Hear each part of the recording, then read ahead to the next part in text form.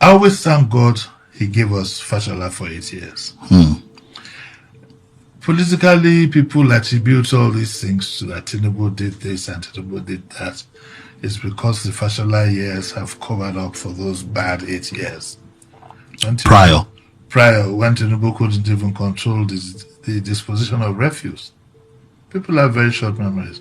Tinubu, when he became governor, he was able to get people there was a lot of enthusiasm. People like my good friend Patu Tommy were more than willing to throw all kinds of documents at him he could work with. But he spent most of his time politicking. And I don't think he has what it takes and the presence of mind to sit down and govern. I don't think he has it. It's not to take any away from me. I don't have it. So I'm not insulting him or anything.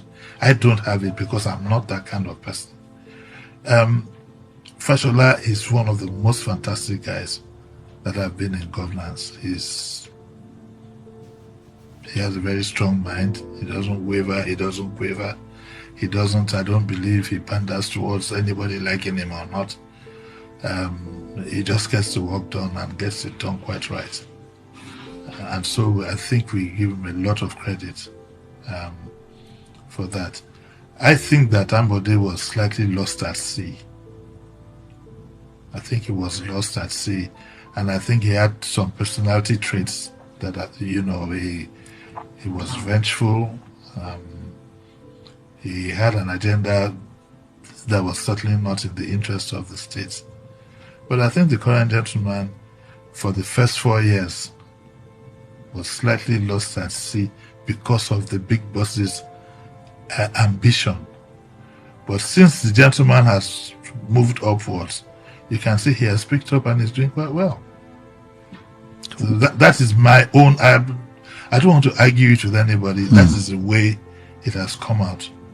And I've heard people say that, oh, he hates. I don't hate President. Why would I hate him? In fact, sometimes I admire him for getting away with the things that he does.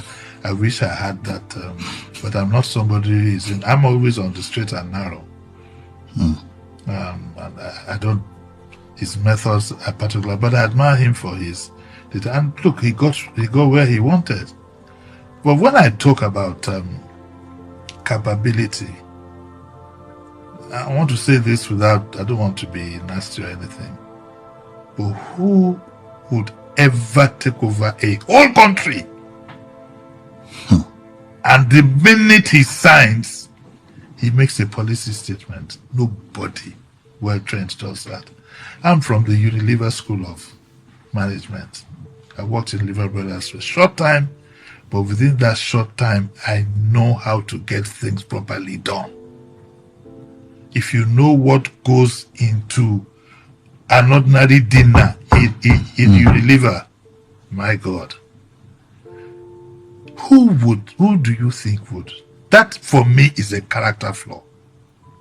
And the first day, as soon as you sign, say subsidy is over, like that. Even if you had done your homework, what about the optics? So that for me, and before the election, I had said, in definite terms, that this man doesn't have the capability and doesn't have the mindset. That phrase, Emilokon, also for me is a bad mindset for somebody who wants to lead a country. Not to talk of the fact that we heard it on video when he said, grab it, whatever, and run away with it. Those are not the morals I grew up on. They are not. I've been trained to be what you would call a gentleman, or what the Yorubas will call Omoluabi. And Omoluabi does not grab what belongs to you. When I was a youngster, when we go for parties, when they say at a party, who hasn't eaten? You dare not put up your hands because you will have eaten at home. So that element of satisfaction is built into you. You don't grab something and run away with it. When you look at all these mindsets, I said to myself, this is not the kind of mind that should be leading this country. And see where it has gotten us.